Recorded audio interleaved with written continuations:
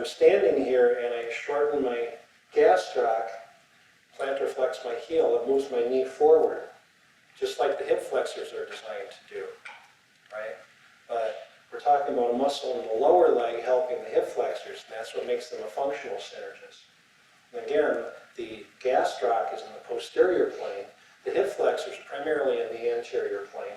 The hip flexors move part of the body forward. The gastrocnemius moves part of the body backwards, moves the foot back towards the posterior plane. Okay, so it was the left, the right, it was the right. Yeah. Usually by Friday I get dyslexic. I'm holding the client's right leg and I say, now activate your left hip flexors.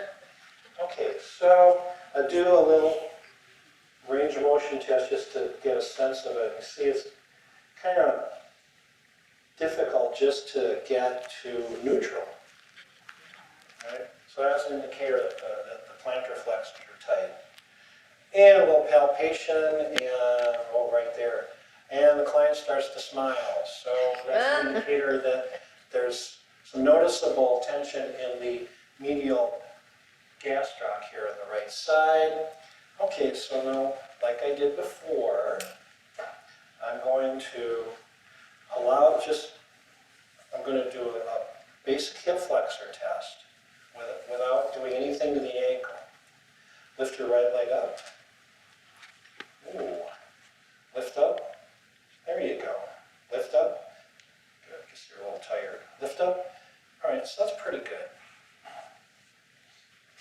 But now I'm going to manually dorsiflex the ankle back towards closer to neutral and thereby manually lengthening the gastrocnemius. And I'm going to test the hip flexors again. Lift up again. Lift.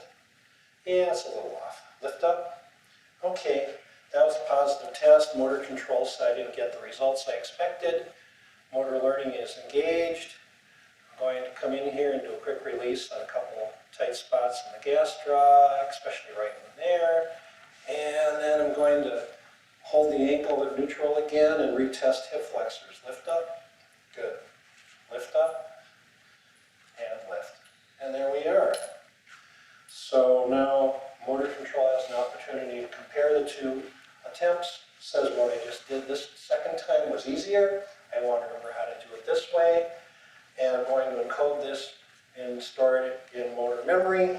And what we showed motor control is that you can access and activate the hip flexors with a longer, more relaxed gastrocnemius.